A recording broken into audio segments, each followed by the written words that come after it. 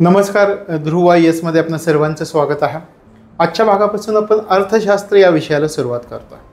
अर्थशास्त्र हा अनेक परीक्षांमधील महत्त्वाचा विषय. आपण जर विचार केला तर राज्यसेवा, पूर्व परीक्षा, मुख्य परीक्षा. आता राज्यसेवेच्या पूर्व परीक्षेला अर्थशास्त्र थोडंसं वेगळं आहे, पण कंबाईनचा जर विचार केला तर कंबाईनच्या पूर्व परीक्षेला महत्त्वाचा विषय आहे.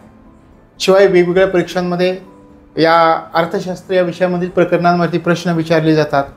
राज्यसेवेची सध्या जी ऑब्जेक्टिव्ह परीक्षा आहे त्याच्यामध्ये मुख्य परीक्षेमध्ये हा विषय खूप महत्त्वाचा आणि कंबाईनची मुख्य परीक्षा या ठिकाणी सुद्धा महत्त्वाचा विषय. अशा प्रकारे हा महत्त्वाचा विषय. मग याच्यामध्ये मात्र विभागणी होते. विभागणी कशी होते? पूर्व परीक्षेसाठी काही प्रकरणं आहेत आणि मुख्य परीक्षेसाठी मात्र आणखी काही त्या प्रकरणांमध्ये जोडली गेलेली प्रकरणं आहेत. अशा प्रकारे रचना आहे. अर्थशास्त्राचा जर विचार केला तर अनेक जणांच्या आवडीचा विषय, पण अनेक जणांना याच्यामध्ये मार्क्स पण खूप कमी पडतात. मग कुठे नेमका अभ्यास केला पाहिजे? अभ्यास करताना एक्झाम ओरिएंटेड कसा स्टडी केला पाहिजे? पुस्तकातल्या नेमक्या कोणत्या संकल्पना समजावून घेणं गरजेचं आहे? त्या संकल्पना सोप्या पद्धतीनं कशा समजावून घ्यायच्या? या सगळ्यांचा अभ्यास आपल्याला करायचा आहे. नुसतंच एवढं करायचं नाही आहे, तर आपल्याला काय करायचं की प्रत्येक संकल्पना समजावून घेताना त्या संकल्पनेवर परीक्षेमध्ये कसा प्रश्न विचारला गेला आहे हे सुद्धा आपल्याला समजावून घ्यायचं आहे. मग त्याचीही रिव्हिजन आपल्याला करायची आहे. आणि शेवटी हे प्रकरण संपल्यानंतर याच्यावरती UPSCमध्ये किंवा आपल्या MPSCमध्ये वेगवेगळ्या परीक्षांमध्ये त्या प्रकरणावरती कोणते प्रश्न विचारलेले आहेत याचं विश्लेषणसुद्धा आपल्याला करायचं आहे. अशा प्रकारे या विषयाचा आपण अभ्यास करणार आहोत आणि अगदी सहज सोपा अभ्यास करणार आहोत. प्रत्येक संकल्पना तुम्हाला समजेल या पद्धतीनं आपण अभ्यास करूयात. आज आपण पहिलं प्रकरण अभ्यासतोय. प्रकरणाचं नाव आहे अर्थशास्त्रामधील संकल्पना.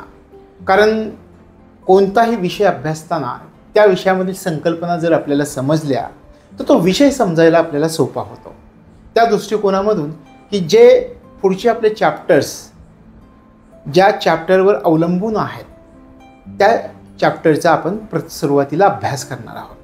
म्हणून म्हणतोय आपण अर्थशास्त्रामधील संकल्पना. या संकल्पना एकदा आपल्याला समजल्या की आपला पाया पक्का होईल आणि पुढची प्रकरणं समजायला आणखी सोपं व्हायला सुरुवात जाईल आणि नेमकं अर्थशास्त्र म्हणजे काय हे आपल्याला समजायला सुरुवात होईल. अशा प्रकारे हे आजचं आपलं प्रकरण, ज्याला आपण म्हणतोय की अर्थशास्त्रामधील संकल्पना. अर्थशास्त्र हा शब्द पहा. जगाच्या पातळीवर आपण जर विचार केला तर अर्थशास्त्राचं महत्त्व आपल्याला दिसून येतं. अर्थशास्त्रामध्ये पार पडणाऱ्या आर्थिक क्रियांचं महत्त्व संपूर्ण जगाच्या अर्थव्यवस्थेमध्ये आपल्याला दिसून येतं. मग हे महत्त्व कसं आहे, कुठून सुरुवात झाली हे आपल्याला समजावून घ्यायचं. थोडासा विचार करा. इकॉनॉमिक्स हा शब्द, अर्थशास्त्र हा शब्द जगाच्या पातळीवर कसा उदयाला आलेला असेल, याची उत्पत्ती कशी झालेली असेल. आपण पाहतो की अनेक शब्द जगामध्ये रूढ झालेले आहे की त्या शब्दांची उत्पत्ती ग्रीक शब्दापासून झालेली आपल्याला दिसून येते. मग या अर्थशास्त्र या विषयाचा सुद्धा विचार करा. इकॉनॉमिक्स या शब्दाची निर्मिती कुठून झाली हे आपल्यासाठी महत्त्वाचं आहे. तर एक ग्रीक शब्द होता. त्या ग्रीक शब्दाचं नाव होतं ऑयकोनॉमिया. आपण या ठिकाणी पाहूया. हे पहा,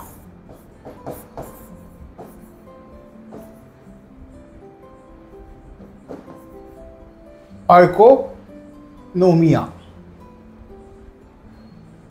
ऑयकोनॉमिया आपण पुन्हा एकदा सांगतो.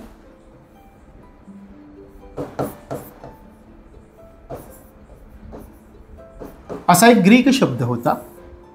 या ग्रीक शब्दापासून आजचं जे आपलं इकॉनॉमिक्स हा शब्द आहे या शब्दाची निर्मिती झालेली दिसते आपल्याला.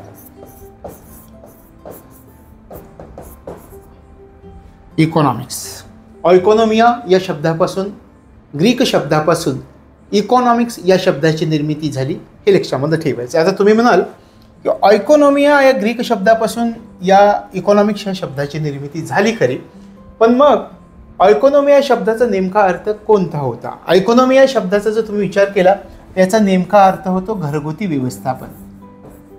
अगदी आपल्या घरापासून जर आपण विचार केला तर त्यापासून आलेला हा शब्द घरगुती व्यवस्थापन. घरगुती व्यवस्थापन करताना आपण अनेक आर्थिक क्रिया पार पाडत असतो छोट्या स्तरावर, पण देशाच्या पातळीवर जेव्हा आपण विचार करतो त्यावेळी मात्र व्यापक स्तरावरती विचार करायला आपण सुरुवात करतो. तर अशा प्रकारे अर्थशास्त्राचा प्रथम अभ्यास जगामध्ये कोठे सुरू झाला याचा जर तुम्ही विचार केला तर अर्थशास्त्राचा प्रथम अभ्यास सुरू झाला ग्रीस या देशामध्ये. ग्रीस या देशामध्ये आपल्याला सांगता येईल की ग्रीसमध्ये अर्थशास्त्राचा प्रथम अभ्यास सुरू झाला. मग याच्यामध्ये एक ग्रीक तत्ववेत्याचाही आपल्याला उल्लेख करावा लागतो. त्या ग्रीक तत्ववेत्याचं नाव काय होतं याचा जर तुम्ही विचार केला तर त्याला एरिस्टॉटल या नावाने ओळखलं जातं. एरिस्टॉटल. आता या एरिस्टॉटलचा जर आपण विचार केला तर यांनी एक संकल्पना मांडलेली होती. ती संकल्पना अशी होती की एरिस्टॉटल म्हणतात हे जे इकॉनॉमिक्स आहे हे घरगुती व्यवस्थापनाचं शास्त्र आहे. यांनी म्हटलेलं होतं घरगुती व्यवस्थापनाचं शास्त्र. ज्याप्रमाणे आपण छोट्या स्तरावर घरगुती व्यवस्थापन करतो त्या दृष्टिकोनातून राष्ट्र हे आपलं एक मोठ्या स्तरावरील घरच आहे. मग त्या घरगुती व्यवस्थापनाचं शास्त्र म्हणून एरिस्टॉटल यांनी उल्लेख केलेला होता. म्हणजे सुरुवातीची ही आपल्याला माहिती लक्षात येईल की अर्थशास्त्र म्हणजे नेमकं काय आहे याचा उलगडा करायला आपण सुरुवात केली आहे. सुरुवातीला आपण म्हटलं की अर्थशास्त्र हा शब्दाची जी निर्मिती झाली ती ऑयकोनोमिया या ग्रीक शब्दापासून झाली. ऑयकोनोमिया या ग्रीक शब्दाचा अर्थ होतो घरगुती व्यवस्थापन, house hold management. House hold management. House hold management. आणि मग त्याच्यापासून इकॉनॉमिक्स या शब्दाची निर्मिती. आपण असंही म्हटलं की अर्थशास्त्राचा सर्वात प्रथम अभ्यास कोणत्या देशामध्ये झाला? ग्रीस देशामध्ये झाला.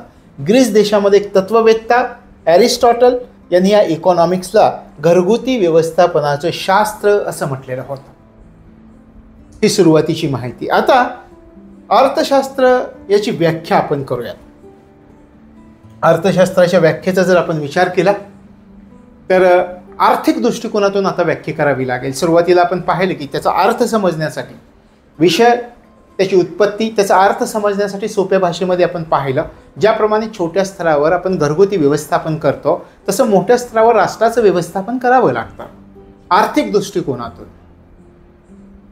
तर आता आपण अर्थशास्त्राच्या व्याख्येकडे जाऊया. विचार करा. अर्थशास्त्रामध्ये सर्वात प्रथम विचार करा कोणत्या वस्तूंचा वापर केला जातो किंवा कोणत्या प्रक्रियांचा अभ्यास केला जातो. अर्थशास्त्रामध्ये ज्या ज्या प्रक्रियांचा अभ्यास केला जातो त्या प्रक्रिया कशाशी संबंधित असतात? थोडंसं मनामध्ये विचार करताय. अर्थशास्त्रामध्ये कोणत्या प्रक्रियांचा अभ्यास केला जातो, कोणत्या प्रक्रिया पार पडल्या जात असतील विचार करा ना. आपण अर्थशास्त्रामध्ये प्रोडक्शन करतो का? उत्पादन. अनेक मोठमोठ्या कंपन्या आपल्याला दिसतात, कारखाने दिसतात. त्यातून काय होतं? प्रोडक्शन होतं वेगवेगळ्या वस्तूंचं की ज्या वस्तू आपण विकत घेतो. बरं, एखाद्या कारखानदारानं, एखाद्या उद्योजकानं त्याच्या वस्तूंचं प्रोडक्शन केलं तर तो त्या वस्तू त्या कंपनीमध्येच ठेवणार आहे का? नाही ठेवणार. तो भारताच्या वेगवेगळ्या भागामध्ये, जगाच्या वेगवेगळ्या भागामध्ये पाठवून देईल. मग उत्पादन केल्यानंतर त्याचं वितरण सुद्धा करावं लागेल. बरोबर आहे. वितरण केल्यानंतर त्या वस्तू ज्या आहेत त्या वस्तू पुढे विकल्या जातील. तशा प्रकारे या अर्थशास्त्रामध्ये कोणत्या प्रक्रियांचा अभ्यास केला जातो याचा आपल्याला विचार करावा लागतो. तर त्याच्यामध्ये आपल्याला सांगता येईल उत्पादन करावं लागेल. उत्पादन केलं की त्याचं वितरण करावं लागेल. वेगवेगळ्या भागामध्ये त्या वस्तू पोहोचवाव्या लागतील आणि वस्तूंच्या वापराशी संबंधित वस्तूंचा वापर त्या वेगवेगळ्या भागामध्ये केला जाईल. याच्याशी संबंधित ज्या प्रक्रिया पार पाडल्या जातात, संबंधित प्रक्रिया, याच्याशी संबंधित प्रक्रिया, ज्या संबंधित प्रक्रिया पार पाडल्या जातात त्याला आपण काय म्हणतो? तर त्याला अर्थशास्त्र, इकॉनॉमिक्स असं म्हणतात. लक्षात आलं? आर्थिक दृष्टिकोनातून, अर्थशास्त्र या विषयाच्या दृष्टिकोनातून आपण एक व्याख्या तयार केली. अर्थव्यवस्थेमध्ये काय घडतं आहे? अर्थव्यवस्थेमध्ये घडतं आहे वेगवेगळ्या वस्तूंचं प्रोडक्शन होत आहे, उत्पादन होत आहे. त्या वस्तूंचं वितरण भारताच्या, त्या देशाच्या वेगवेगळ्या भागांमध्ये आणि जगाच्या वेगवेगळ्या भागांमध्ये केलं जात आहे. आणि वस्तूच्या वापराशी संबंधित ज्या प्रक्रिया आहेत यांचा जो अभ्यास केला जातो त्या अभ्यासाला अर्थशास्त्र असं म्हटलं जातं. लक्षात आलं? आता हे झालं अर्थशास्त्राची व्याख्या. पण मी जर तुम्हाला असं विचारलं, थोडंसं नाव पण लिहितो मी,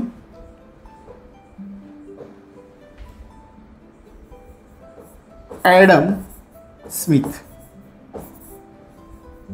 यांनी अर्थशास्त्रामध्ये काय केलं जातं याविषयी सांगितलं आहे. आपण व्याख्या केली. व्याख्येमध्ये सांगितलं की उत्पादन, वितरण, वस्तूंचा वापरासंबंधित प्रक्रियांचा जो अभ्यास ज्या ठिकाणी होतो त्याला अर्थशास्त्र असं म्हणतात.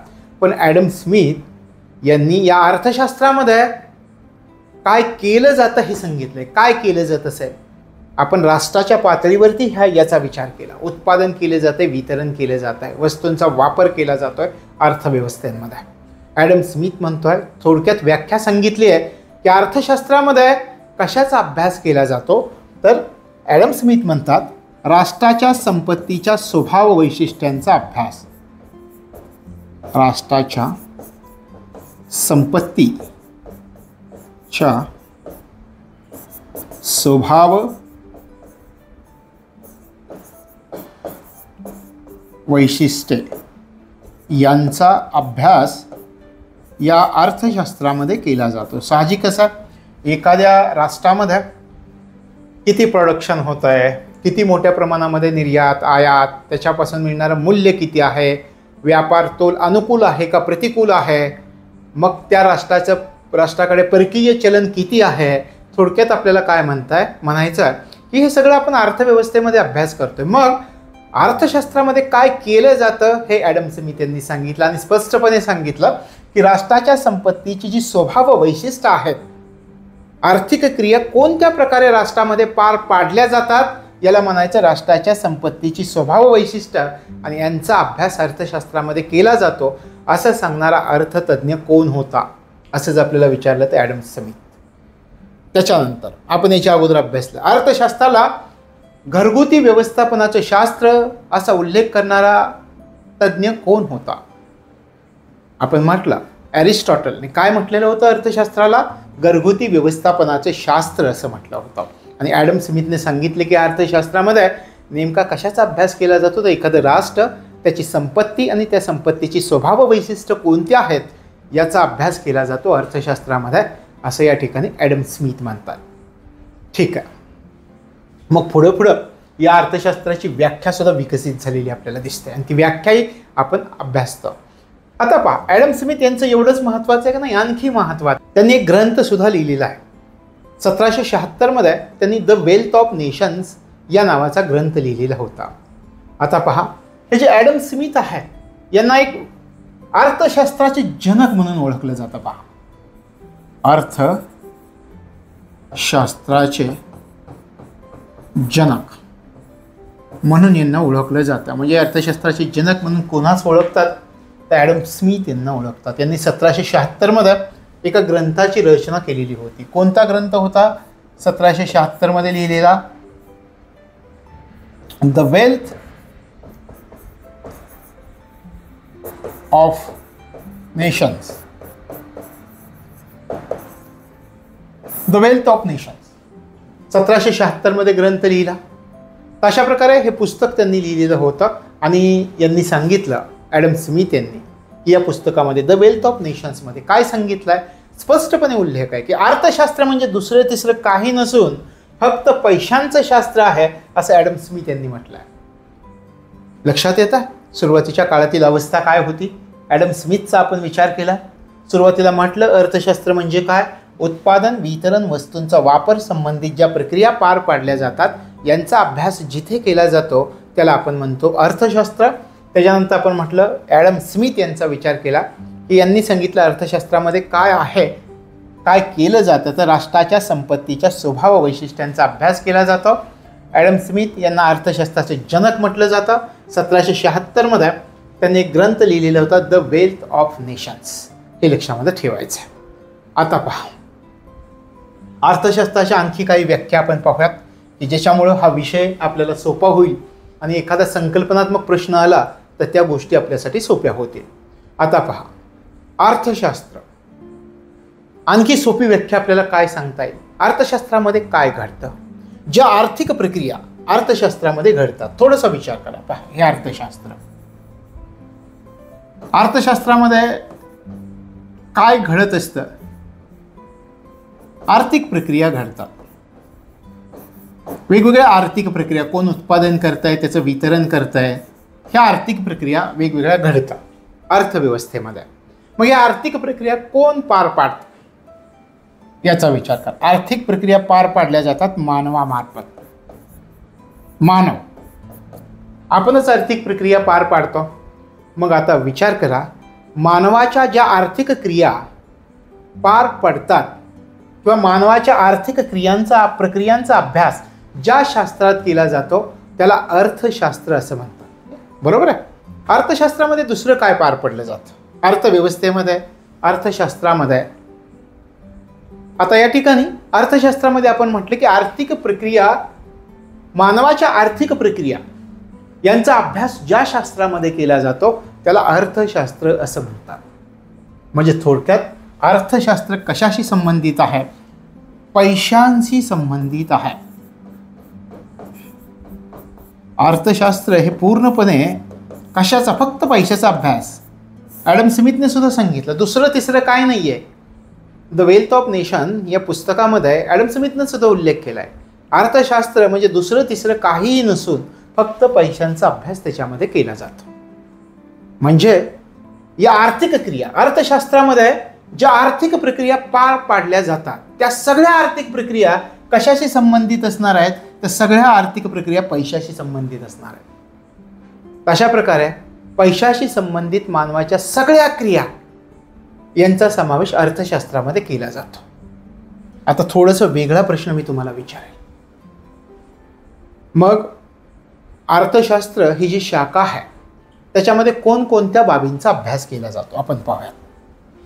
अर्थशास्त्रामध्ये पैशाचं शास्त्र आहे असं आपण म्हणतो. अर्थशास्त्रामध्ये कोणकोणत्या बाबींचा अभ्यास केला जाईल? कशाचा अभ्यास करतं आपण? अर्थशास्त्रामध्ये सातत्यानं विचार केला की पैशाचं शास्त्र आहे, मग कशाचा अभ्यास केला जाईल? आपल्या देशामध्ये संपत्तीची उत्पत्ती कोणत्या पद्धतीने होईल, संपत्तीचा वापर कोणत्या पद्धतीने होतोय, संपत्तीचं हस्तांतरणाची प्रक्रिया कोणती आहे, या बाबींचा अभ्यास आपल्याला अर्थशास्त्राच्या शाखेमध्ये केला जातो.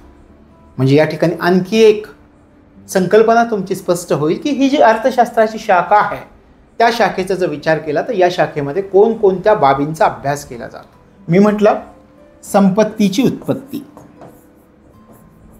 संपत्तीची उत्पत्ती याचा अभ्यास केला जाईल. एखाद्या देशामध्ये संपत्ती निर्माण होण्याचे स्रोत कोणकोणते आहेत विचार केला जाईल. आपला स्ट्रॉंग पॉईंट काय? आपला स्ट्रॉंग पॉईंट आता वेगवेगळ्या क्षेत्रामध्ये कृषी आहे, त्याच्यानंतर IT क्षेत्र आहे, वेगवेगळी क्षेत्र की त्याच्यामध्ये संपत्तीची उत्पत्ती कोणकोणत्या ठिकाणापासून होईल याचा विचार केला जाईल अर्थशास्त्रामध्ये. या बाबींचा अभ्यास केला जाईल आणि त्या पद्धतीने संपत्तीची उत्पत्ती करण्याचा प्रयत्न केला जाईल. ठीक आहे, संपत्तीची उत्पत्ती केली आहे, मग संपत्तीचा वापर कोणत्या ठिकाणी करायचा आहे याचा विचार केला जाईल, है की नाही? तुमच्याकडे जर संपत्ती असेल, समजा तुम्हाला 100 रुपये कॉलेजच्या खर्चासाठी दिले रोजच्या, तर मग त्याचा वापर कसा करायचा आहे याचा प्लॅनिंग तुम्ही कराल. बरोबर आहे. हे इमर्जन्सीसाठी किती पैसे ठेवायचे आहेत, बरोबर आहे. मग त्याच्यानंतर रोज चहाला किती लागतील. तर अशा प्रकारे ते जे तुमच्याकडे पैसे आहेत त्याचे तुम्ही प्लॅन कराल. त्याप्रमाणे संपत्तीची उत्पत्तीचा विचार केल्यानंतर संपत्तीच्या वापराचा सुद्धा विचार करावा लागेल. कुठे करायचा त्या संपत्तीचा वापर? संपत्तीचा वापर. आणि तिसरं आहे संपत्तीचं हस्तांतरण कोणत्या प्रकारे होईल. संपत्तीचे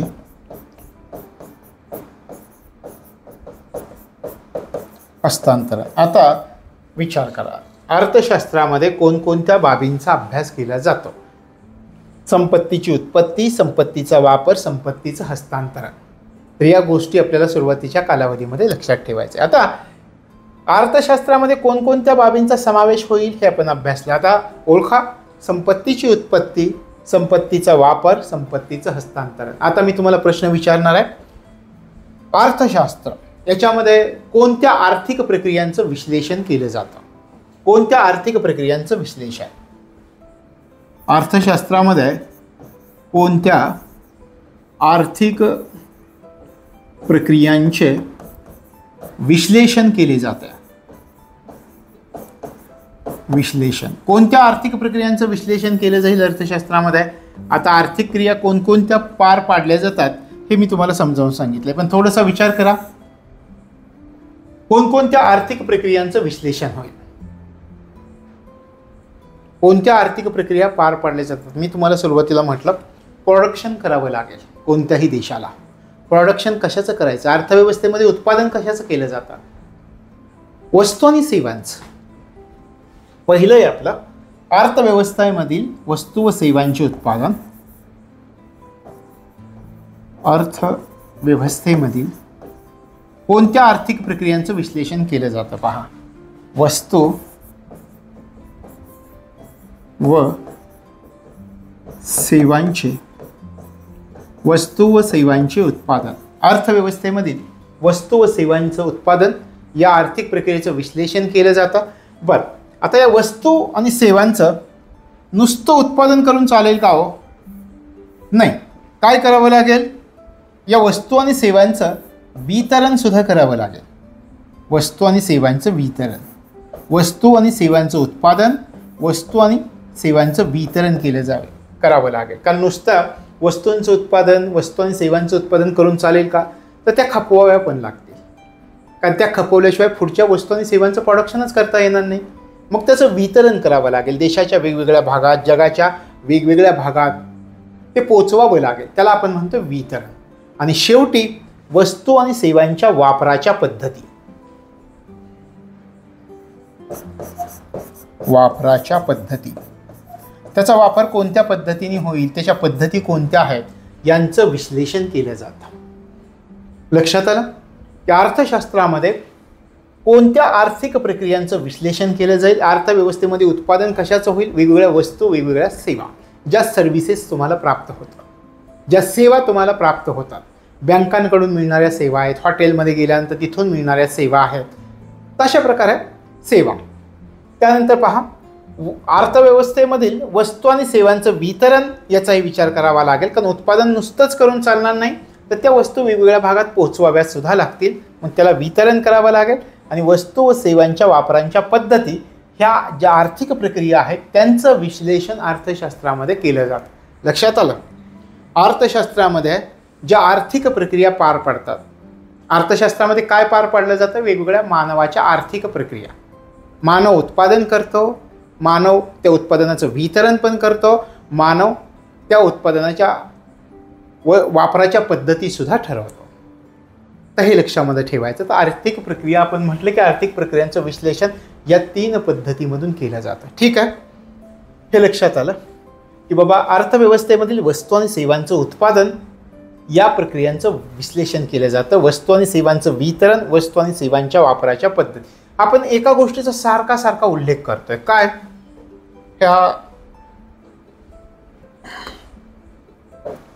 वस्तू आणि सेवा. थोडा विचार करा, वस्तू म्हणजे काय आणि सेवा म्हणजे काय? कशाला म्हणायचं वस्तू? बरोबर आहे? कारण हे सगळं अर्थशास्त्रामध्ये या प्रक्रिया पार पाडल्या जातात, या प्रक्रियांचं विश्लेषण केलं जातं. सगळ्यात इम्पॉर्टंट वस्तू आणि सेवा, की ज्यावरती आर्थिक प्रक्रिया अर्थव्यवस्थेमध्ये पार पाडल्या जातात. मग वस्तू आणि सेवा म्हणजे काय? आता पहा, वस्तू ही पेन. माझ्या हातामध्ये तुम्हाला पेन दिसतं, ही वस्तू आहे. पेन, मी तुम्हाला काय म्हटलं? माझ्या हातामध्ये तुम्हाला पेन दिसतोय. म्हणजे वस्तूची व्याख्या अशी आहे की जी दृश्यमान आहे आणि जिला बाजार मूल्य आहे. दृश्यमान म्हणजे दिसते. हा पेन तुम्हाला दिसतोय जी दृश्यमान आहे आणि जिला बाजार मूल्य आहे, म्हणजे मला हे विकतच घ्यावं लागतं. मी कुठली तरी झाडाची काठी आणून त्याच्यावरती असं लिहित बसू शकत नाही. विशिष्ट प्रकारचा पेन हा मला विकतच घ्यावा लागेल आणि जर हा पेन मी विकत घेतला तर याला मूल्य, किंमत प्राप्त होत आहे. बरोबर आहे. एक ठराविक मूल्य याचं, की तेवढं मूल्य मी दिलं की ते मला प्राप्त होत आहे. म्हणजे वस्तू म्हणजे काय, तर जी दृश्यमान आहे, जी दिसते आणि जिला बाजार मूल्य आहे. पहा, वस्तू कशा, काय व्याख्या आहे वस्तूची? दृश्यमान आहे, जी दृश्यमान आहे, जी दिसते आणि जिला बाजार मूल्य आहे. जी दिसते, जी दृश्यमान आहे आणि जिला बाजार मूल्य आहे, तिला वस्तू असं म्हणायचं. मी तुम्हाला पेनचं उदाहरण दिलं. आता थोडासा विचार करा, सेवा म्हणजे काय? सेवा, वस्तूंचा आपण विचार केला. सेवा म्हणजे काय, कशाला म्हणायचं? सेवा जी अदृश्य आहे पण जिला बाजार मूल्य आहे. अदृश्य, जी दिसत नाही आहे पण बाजार मूल्य आहे, तिला म्हणायचं सेवा. सेवा दिली जाते, सेवा दिसत नाही पण किंमत आहे. उदाहरणार्थ पहा, तुम्ही हॉटेलमध्ये घेतला, सर्व्हिस टॅक्स भरावा लागतो का? सेवा कर भरावा लागतो का? भरावा लागतो. मूल्य आहे, जी दिसत नाही पण जिला मूल्य आहे. आता मी तुम्हाला एक प्रश्न विचारतो. मी वस्तूच्या बाबतीत म्हटलं जी दृश्यमान आहे पण जिला बाजार मूल्य आहे, व जिला बाजार मूल्य आहे. पण या पेनला जर बाजार मूल्य नाही, व्हॅल्यू नाही आहे, किंमत नाही, फुकट मिळतोय, मग या वस्तूचा अर्थव्यवस्थेमध्ये समावेश होईल का? आपण व्याख्या काय करतोय पहा. जी दिसते आणि जिला बाजारामध्ये मूल्य आहे, ठराविक किंमत देऊन मला ही विकत घ्यावी लागते, त्याला म्हणायचं वस्तू. पण मी तुम्हाला असं विचारतो, याला बाजारामध्ये किंमत नाही, फुकट प्राप्त होतं, मग या वस्तूचा समावेश अर्थव्यवस्थेमध्ये होईल का? विचार कर. एक लक्षात ठेवायचं, एखाद्या गोष्टीचा जर अर्थव्यवस्थेमध्ये समावेश व्हायचा असेल तर त्या वस्तूला मूल्य असणं गरजेचं असतं. जर एखाद्या वस्तूला मूल्य नसेल तर त्या वस्तूचा अर्थव्यवस्थेमध्ये समावेश होत नाही. लक्षात येतं? वस्तू म्हणजे जी दिसते आणि जिला बाजार मूल्य आहे. सेवा म्हणजे जी अदृश्य आहे पण जिला बाजार मूल्य आहे. म्हणजे एखाद्या वस्तूचा, एखाद्या सेवेचा जर अर्थव्यवस्थेमध्ये समावेश करायचा असेल तर त्याला बाजार मूल्य असणं गरजेचं आहे. एखाद्या वस्तूला आणि एखाद्या सेवेला जर बाजार मूल्य नसेल तर त्या वस्तू आणि सेवेचा अर्थव्यवस्थेमध्ये समावेश होत नाही. लक्षात येतं? हे लक्षामध्ये ठेवायचे. तर अशा प्रकारे वस्तू आणि सेवा. मग आर्थिक प्रक्रियांच्या विश्लेषणामध्ये आपण काय म्हणतोय की कोणत्या प्रक्रियांचं विश्लेषण केलं जातं? तर अर्थव्यवस्थेमधील वस्तू आणि सेवांचं उत्पादन, वस्तू आणि सेवांचं वितरण आणि वस्तू आणि सेवांच्या वापराच्या पद्धती, या प्रक्रियांचं विश्लेषण आर्थिक प्रक्रियांमध्ये केलं जातं. मग या वस्तू आणि सेवांच्या व्याख्या की जे तुम्हाला सहजपणे लक्षामध्ये येतील. अशा प्रकारे ही जी आर्थिक कार्य पार पाडली जातात सगळ्यांचा विचार केला तर सगळी पैशाशी संबंधित आहे. तशा प्रकारे पैशाशी संबंधित असलेल्या या सगळ्या आर्थिक क्रिया अर्थशास्त्रामध्ये समाविष्ट केली जातात. हे सुरुवातीची आपली काही माहिती की अर्थशास्त्रामध्ये नेमकं घडतंय काय, अर्थतज्ञांनी नेमके विचार मांडले कोणते. पण आता आपण अर्थशास्त्राचे प्रकार समजावून घेणार आहोत. कोणकोणते प्रकार असतात अर्थशास्त्रामध्ये. अर्थशास्त्राचा जर विचार केला कोणकोणते प्रकार असतात? तर दोन प्रकार प्रामुख्याने आपल्याला दिसून येतात. एक आहे मायक्रो इकॉनॉमिक्स, दुसरा आहे मॅक्रो इकॉनॉमिक्स. आपण या ठिकाणी त्याची तुलना करूयात. कोणते दोन प्रकार पडतात? अर्थशास्त्राचे प्रकार. अर्थशास्त्राचे प्रकार किती पडतात हे सुरुवातीला लक्षामध्ये घ्या. किती प्रकार पडतात? दोन प्रकार पडतात. कोणते दोन प्रकार पडतात?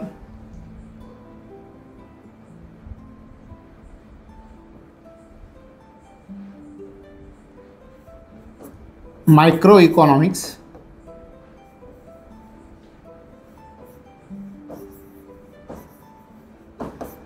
याला सूक्ष्म अर्थशास्त्र असं म्हणतात. सूक्ष्म अर्थशास्त्र, सूक्ष्म अर्थशास्त्र असं याला म्हटलं जातं. दुसरा प्रकार याचा येतो तो आहे मॅक्रो इकॉनॉमिक्स. मॅक्रो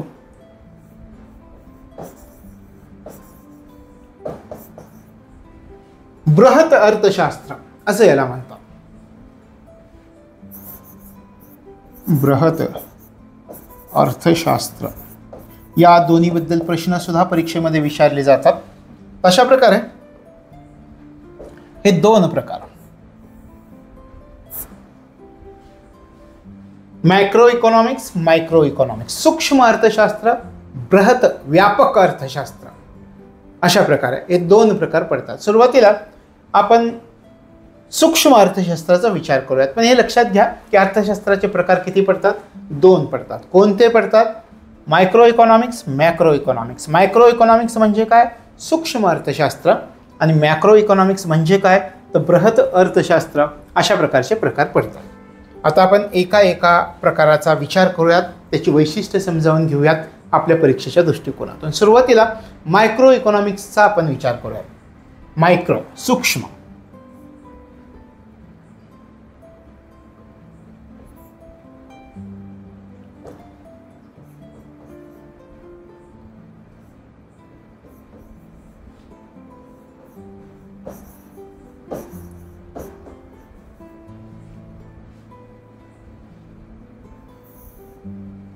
सूक्ष्म अर्थशास्त्र.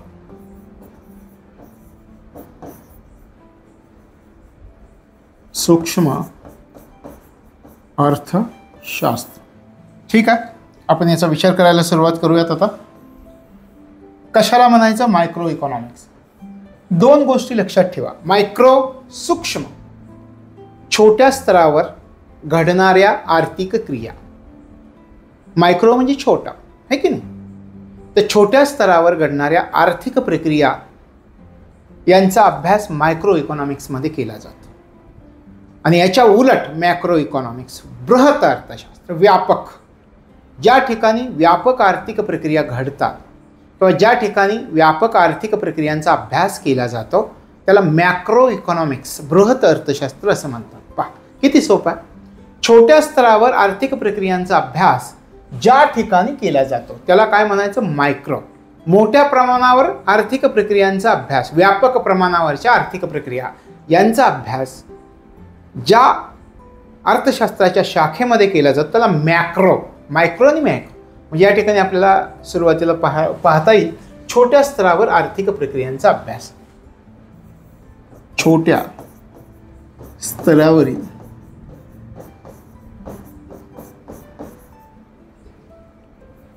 आर्थिक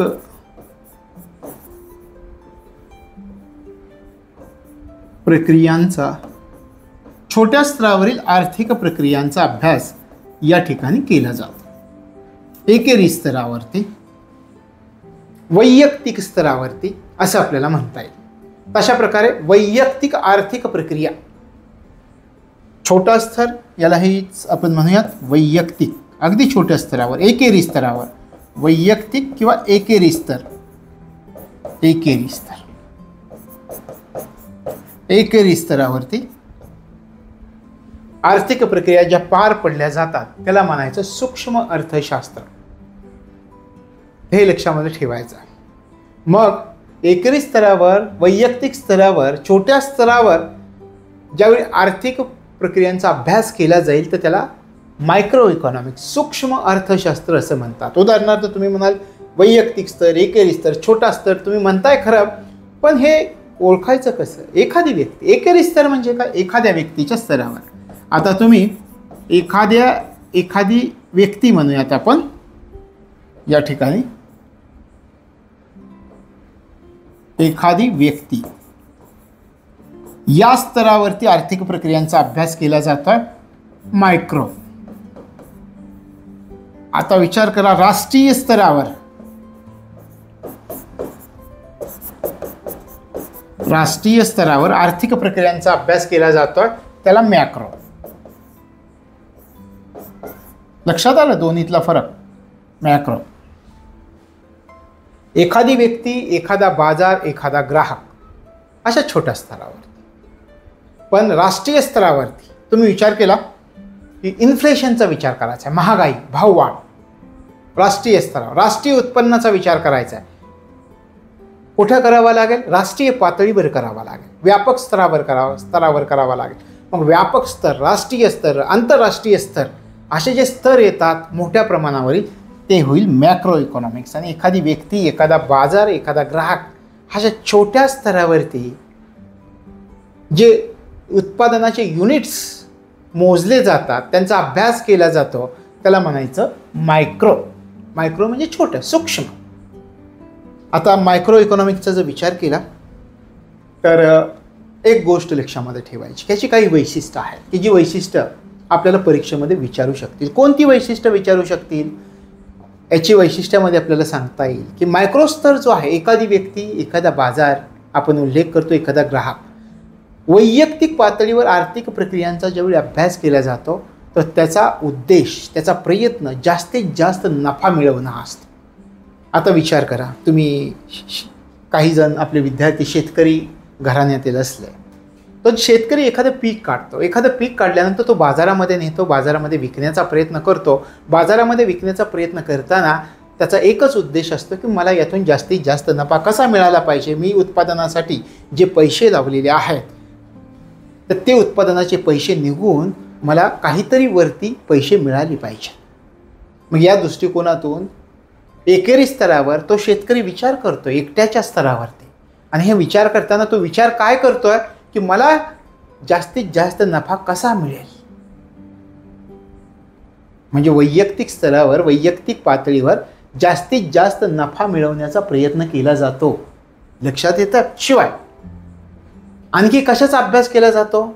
मी म्हटलं शेतकरी स्वतःचं उत्पादन घेतलं, बाजारामध्ये गेला, बाजारामध्ये गेल्यानंतर त्याच्यासमोर ग्राहक आला, ग्राहक आणि शेतकऱ्यामध्ये ग्राहक संभाषण सुरू झालं. शेतकऱ्यांनी त्या उत्पादनाचं महत्त्व सांगितलं की हे केमिकलचं नाही आहे, ऑर्गॅनिक आहे, केमिकल नाही आहे, तुमच्या आरोग्यासाठी हे चांगलं आहे. आणि याच्यातून काय झालं तर विक्रेता आणि ग्राहक यांचा संबंध येथून दिसून येतो. आणि मग मायक्रो इकॉनॉमिक्सचा जर विचार केला, हे कुठं घडतं? एकेरी स्तरावरती घडतं आहे. म्हणजे मायक्रो इकॉनॉमिक्सचा जर विचार केला तर विक्रेता आणि ग्राहक यांच्या संबंधांचा अभ्यास कुठे होईल? मायक्रो इकॉनॉमिक्समध्ये होईल. लक्षात येतं? शिवाय मायक्रो इकॉनॉमिक्समध्ये मी म्हटलं शेतकरी माल आणतोय, ग्राहकाला विकतोय, म्हणजे वस्तूंची खरेदी विक्री होते आहे. एक विशिष्ट बाजारामध्ये ते आलेले आहेत आणि त्या ठिकाणी वस्तूंची खरेदी विक्री होते आहे. मग मायक्रो इकॉनॉमिक्समध्ये कशाचा अभ्यास केला जाईल? वस्तूंची खरेदी विक्री करणारा जो बाजार आहे त्या बाजारांचा आणि बाजार सेवांचा अभ्यास यांचं विश्लेषण मायक्रो इकॉनॉमिक्समध्ये केलं जातं. अशा प्रकारे एखादा बाजार, एखादा विक्रेता, एखादा खरेदीदार, एखादा दलाल, एखादा मजूर या बाबींचा अभ्यास सूक्ष्म अर्थशास्त्रामध्ये केला जातो, मायक्रो इकॉनॉमिक्समध्ये केला जातो, छोट्या स्तरावरती केला जातो. लक्षात येतं? मायक्रो इकॉनॉमिक्स म्हणजे काय? वैयक्तिक पातळीवर जास्तीत जास्त नफा मिळवण्याचा प्रयत्न, विक्रेता आणि ग्राहक यांच्यातील संबंधांचा अभ्यास, वस्तूंच्या खरेदी विक्रींचा जो बाजार आहे त्या बाजाराचा अभ्यास आणि त्या ठिकाणी जे घटक आहेत, आपण म्हटल्याप्रमाणे तो विक्रेता आहे, तो विकत घेणारा खरेदीदार आहे, त्या ठिकाणी दलाल आहे, मजूर आहे आणि त्या ठिकाणी असणाऱ्या वस्तू, या बाबींचा अभ्यास या सूक्ष्म अर्थशास्त्रामध्ये केला जातो. तशा प्रकारे सूक्ष्म अर्थशास्त्र, मायक्रो इकॉनॉमिक्स म्हणजे काय, छोट्या स्तरावर घडणाऱ्या आर्थिक प्रक्रिया. लक्षात येत आहे? आता याचा दुसरा प्रकार आपण समजावून घेऊ, मॅक्रो इकॉनॉमिक्स.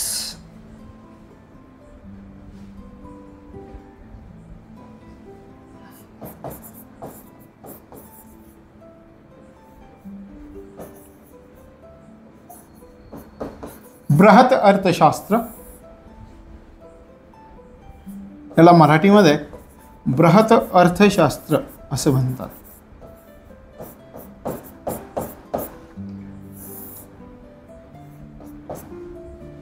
बृहत अर्थशास्त्र.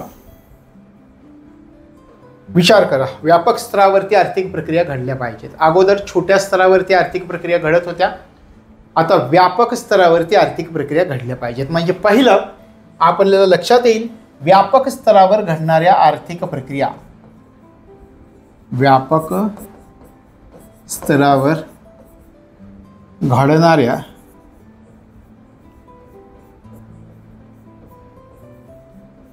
आर्थिक प्रक्रिया, व्यापक स्तरावर घडणाऱ्या आर्थिक प्रक्रिया यांचा विचार केला जातो. व्यापक स्तर म्हणजे कोणता? शासन, भारत शासन, भारत सरकार, राष्ट्रीय पातळीवर. भारत सरकार म्हणजे काय? राष्ट्रीय पातळीवर. आंतरराष्ट्रीय पातळीवर किंवा आपण म्हणूयात आंतरराष्ट्रीय पातळी म्हणूयात, आंतरराष्ट्रीय पातळी. आपल्या रिझर्व्ह बँकेच्या स्तरावर, RBIच्या स्तरावर, वर्ल्ड बँकच्या स्तरावर, वर्ल्ड बँकच्या स्तरावरती, मोठ्या स्तरावरती घडतात, राष्ट्रीय पातळीवरती घडतायत. तर याला म्हणायचं मॅक्रो इकॉनॉमिक्स, व्यापक स्तरावर घडणाऱ्या आर्थिक प्रक्रिया. अगोदर छोट्या स्तरावर, स्थानिक स्तरावरती, एकेरी स्तरावरती घडत होत्या, आता व्यापक स्तरावरती, शासनाच्या स्तरावरती, राष्ट्रीय पातळीवरती, रिझर्व्ह बँक, देशाची मध्यवर्ती बँक, त्या स्तरावर, आंतरराष्ट्रीय पातळीवर अशा घडणाऱ्या आर्थिक प्रक्रिया. आणि या मॅक्रो इकॉनॉमिकच्या बाबतीत आणखी एक गोष्ट लक्षात ठेवायची, परीक्षेमध्ये विचारते, आपल्याला विचारते, अर्थशास्त्राच्या कोणत्या शाखेला उत्पन्न आणि रोजगाराचा सिद्धांत असं म्हटलं जातं? मॅक्रो इकॉनॉमिक्सला. यालाच उत्पन्न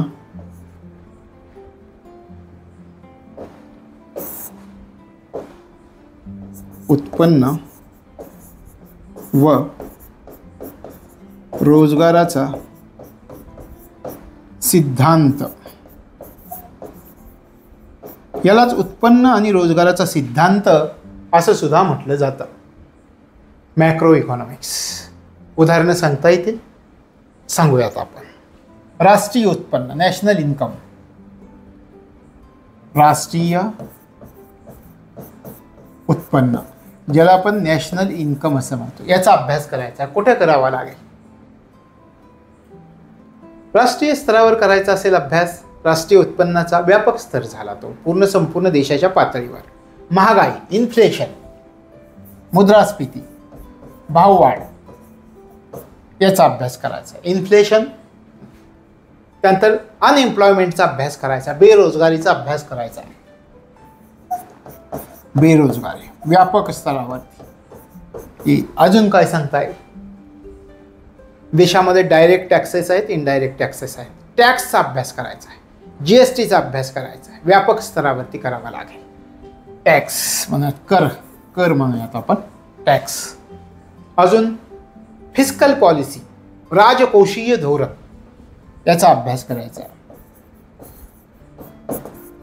राजकोषीय धोरण, फिस्कल पॉलिसीचा जो अभ्यास केला जातो व्यापक स्तरावरती, राष्ट्रीय पातळीवरती. चलनविषयक धोरण, मॉनेटरी पॉलिसी, चलनविषयक धोरण, चलन विषयक धोरण, राष्ट्रीय पातळीवर, आंतरराष्ट्रीय पातळीवरती. व्यापक स्तर झाला. परकीय व्यापार धोरण आपण आखतो, त्याची रचना करतो. हे सगळं कुठे घडेल? परकीय व्यापार धोरण. तर अशा प्रकारे हे मॅक्रो इकॉनॉमिक्स आहे, बृहत अर्थशास्त्र. आता विचार करा, सहजपणे आठवेल तुम्हाला. काय आहे? व्यापक स्तरावरती घडणाऱ्या आर्थिक प्रक्रिया, राष्ट्रीय पातळीवर, आंतरराष्ट्रीय पातळीवर घडणाऱ्या आर्थिक प्रक्रिया, मोठ्या स्तरावरती घडणाऱ्या. आपण म्हटलं राष्ट्रीय आंतरराष्ट्रीय पातळी, रिझर्व्ह बँक ऑफ इंडिया, जागतिक बँक, वर्ल्ड बँक, या मोठ्या स्तरावर घडणाऱ्या आर्थिक प्रक्रिया, व्यापक स्तरावर घडणाऱ्या त्या मॅक्रो. यालाच उत्पन्न व रोजगाराचा सिद्धांत म्हणतात. आपण उदाहरण दिलं. राष्ट्रीय उत्पन्न, महागाई, बेरोजगार. राष्ट्रीय उत्पन्न, नॅशनल इन्कम, महागाई, इन्फ्लेशन, बेरोजगारी, अनएम्प्लॉयमेंट, कर, टॅक्स, राजकोषीय धोरण, फिस्कल पॉलिसी, चलनविषयक धोरण, मॉनेटरी पॉलिसी, परकीय व्यापार, फॉरेन ट्रेड आणि त्याची पॉलिसी. तर अशा प्रकारे या सगळ्या गोष्टी आपल्याला याच्यामधून प्रश्न विचारले की खालीलपैकी बृहत अर्थशास्त्रामध्ये कशाचा समावेश होतो. मग याच्यामध्ये आपल्याला हे लक्षात ठेवावं लागतं, व्यापक स्तरावर कोणत्या आर्थिक प्रक्रिया घडतात हे याचा अभ्यास करावा लागतो. आता याची थोडीशी आपण रिव्हिजन करूयात. सूक्ष्म अर्थशास्त्र, छोट्या स्तरावर मी म्हटलं आर्थिक प्रक्रियांचा अभ्यास. आणि या ठिकाणी आपण केलं की व्यापक स्तरावरती घडणाऱ्या आर्थिक प्रक्रिया, बृहत अर्थशास्त्र. आता मी तुम्हाला एक प्रश्न विचारतो. तुमच्या एक लक्षात आलं की मायक्रो इकॉनॉमिक्समध्ये छोट्या स्तरावर आर्थिक प्रक्रिया घडतात आणि मॅक्रो इकॉनॉमिक्समध्ये मोठ्या स्तरावर आर्थिक प्रक्रिया घडतात. हे तुम्हाला सहजपणे लक्षात आलेलं असेल. आता मी तुम्हाला विचारतो, हे आहे पहा मायक्रो आणि हे आहे मॅक्रो इकॉनॉमिक्स. मला तुम्ही या दोन्हींच्या माध्यमातून अर्थशास्त्राची व्याख्या करून दाखवा. मायक्रो इकॉनॉमिक्स आणि मॅक्रो इकॉनॉमिक्सच्या दृष्टिकोनामधून अर्थशास्त्राची कोणत्या प्रकारे तुम्ही एक्सप्लेनेशन देऊ शकाल?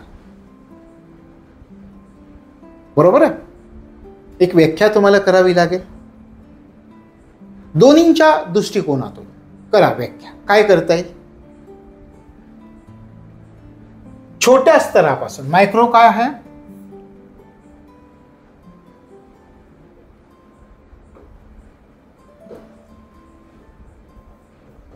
छोट्या स्तरापासून, छोटा स्तर आहे हा. छोट्या स्तरापासून हा मोठा स्तर आहे. मोठ्या स्तरापर्यंत, मोठ्या स्तरापर्यंत काय करावं लागेल? छोट्या स्तरापासून मोठ्या स्तरापर्यंत सर्व आवश्यकता पूर्ण करण्यासाठी, सर्व आवश्यकता पूर्ण करण्यासाठी काय करायचं आहे? संसाधनांचा शोध घ्यायचा आहे. वेगवेगळी संसाधनं भारतामध्ये कोणती आहेत? संसाधनांचा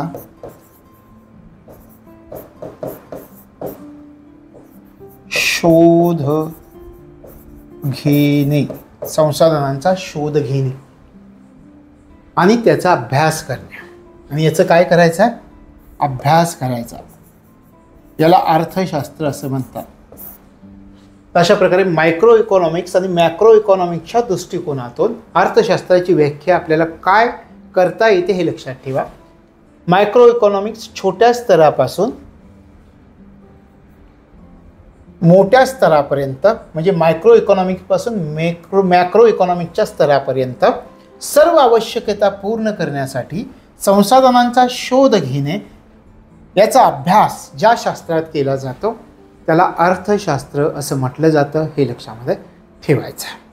अशा प्रकारे हे मायक्रो इकॉनॉमिक्स म्हणजे काय, मॅक्रो इकॉनॉमिक्स म्हणजे काय, याचा आपल्याला विचार करावा लागतो. मायक्रो इकॉनॉमिक्स आणि मॅक्रो इकॉनॉमिक्स या दोन्हींचा आपण विचार केला. आता आजच्या भागामधील आपण शेवटच्या टप्प्याकडे येतो. याच्यामध्ये मी तुम्हाला एक प्रश्न विचारणार आहे.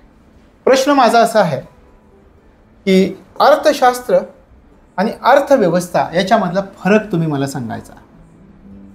अर्थशास्त्र आणि अर्थव्यवस्था कशाला म्हणायचं?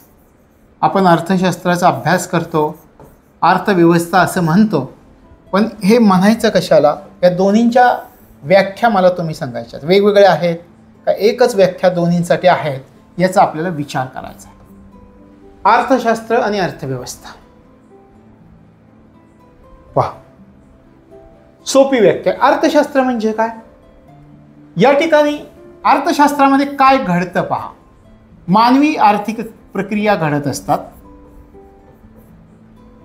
मानवी आर्थिक प्रक्रिया या अर्थशास्त्रामध्ये घडत असतात. मग या मानवी आर्थिक प्रक्रियांचा अभ्यास करायचा. अभ्यास ज्या शास्त्रामध्ये केला जातो त्याला अर्थशास्त्र असं म्हणतात. लक्षात आलं? अभ्यास केला जातो ते अर्थशास्त्र. आणि अर्थव्यवस्था म्हणजे काय? प्रत्यक्षामध्ये मानवी आर्थिक प्रक्रिया जिथे पार पाडल्या जातात, घडतात, आर्थिक प्रक्रिया पार पडतात. प्रत्यक्षात जेथे मानवी आर्थिक प्रक्रिया पार पडतात त्याला अर्थव्यवस्था असं म्हणायचं. इकॉनॉमिक्स. लक्षात आलं? अर्थशास्त्र आणि अर्थव्यवस्था या दोन्हीमधला फरक. आपण म्हणतोय मानवी आर्थिक प्रक्रिया, अर्थव्यवस्थेमध्ये काय घडतं? मानवी आर्थिक प्रक्रिया दोन्हीकडे अर्थशास्त्र. पण या ठिकाणी काय केलं जातं? शास्त्र म्हणतोय आपण. मानवी आर्थिक प्रक्रियांचा अभ्यास केला जातो अर्थशास्त्रामध्ये. आणि अर्थव्यवस्थामध्ये काय? तर मानवी आर्थिक प्रक्रिया प्रत्यक्षात जिथे पार पडतात, प्रॅक्टिकली एका ठिकाणी अभ्यास केला जातो, एका ठिकाणी प्रॅक्टिकली घडतंय. ज्या ठिकाणी अभ्यास केला जातो ते इकॉनॉमिक्स, ज्या ठिकाणी प्रॅक्टिकली ते घडतंय ती अर्थव्यवस्था. लक्षात आलं? तर अर्थशास्त्र आणि अर्थव्यवस्था या दोन्हीमधील आपल्याला फरक या ठिकाणी समजावून घ्यायचा आहे. तशा प्रकारे आजचा आपल्या पहिल्या प्रकरणाचा हा पहिला भाग. यानंतर भेटूया दुसऱ्या भागामध्ये. दुसऱ्या भागामध्ये आपण अर्थव्यवस्थेचं वर्गीकरण याचा सविस्तर अभ्यास करणार आहोत. प्राथमिक क्षेत्र, दुय्यम क्षेत्र, तृतीयक क्षेत्र, अर्थव्यवस्थेचे वेगवेगळे प्रकार. तर हे सगळ्यांचा अभ्यास आपण पुढच्या भागामध्ये करणार आहोत.